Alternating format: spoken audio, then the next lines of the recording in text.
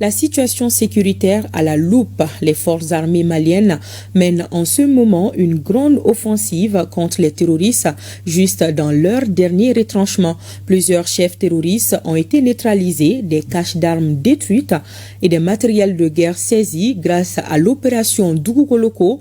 Le directeur des informations et des relations publiques de l'armée a donné ces détails au cours d'une conférence de presse suivie par Aridou Matina. Le présent point de presse entrant dans le cadre de la traditionnelle rencontre mensuelle de la DIRPA avec les hommes des médias intervient dans un contexte sécuritaire assez tendu avec la recrudescence des attaques dans l'espace AIS. Une situation qui s'explique selon le conférencier par un certain nombre de faits. La réaction des groupes armés terroristes a une explication. Il s'agit entre autres de la rupture d'avec les anciens partenaires stratégiques, comme cela a été le cas au Mali, au Burkina Faso et au Niger.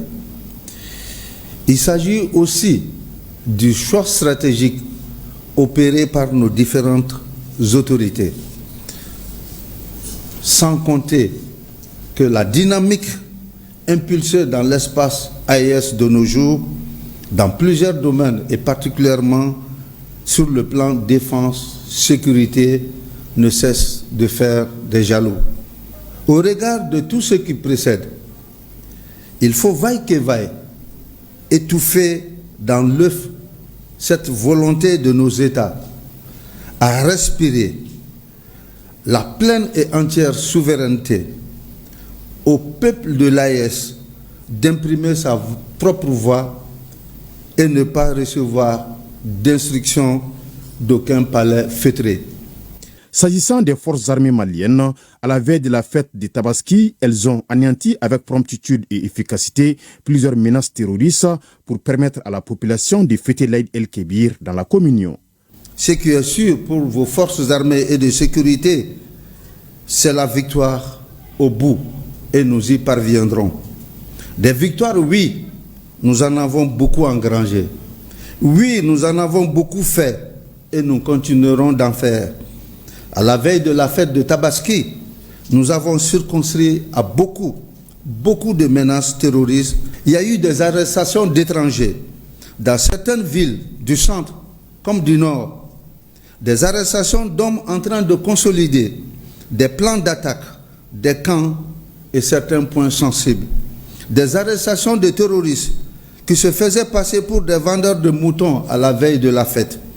Des arrestations de terroristes qui se faisaient passer pour des fous. Des complicités internes et externes qui ont été débusquées et traitées au même pied que les terroristes. Pour en venir au bilan des opérations des 15 derniers jours, des opérations aéroterrestres ont permis de détruire plus de 30 sanctuaires et dépôts logistiques et de neutraliser plusieurs terroristes sur l'ensemble du territoire national. Pas de place au découragement ni à la peur. Les FAMA se sont engagés à défendre l'intégrité du territoire et assurer la protection des personnes et de leurs biens. Et pour l'atteinte de cet objectif, la population doit continuer à jouer sa partition.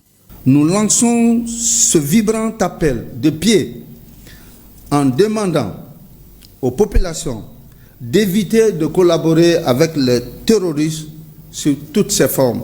Demandons aussi aux médias, vous, d'éviter de relayer certaines informations sans recouper pour mettre fin à ce cycle infernal. Aidez-nous, vous, en tant que médias, aidez-nous, population malienne, en termes de renseignement, d'information et surtout, cessez de partager des images, des attaques sur les réseaux sociaux. Pour enfin dire que le Mali continue d'entretenir de très bonnes relations avec tous ses partenaires sans exception et contrairement à la désinformation. Les FAMA engagés dans une nouvelle approche créée lors du dernier Conseil supérieur de la défense, qu'est l'opération Dougoukoloko, tirent leur force et leur engagement de la résilience, voire le dévouement du peuple malien, a souligné le conférencier.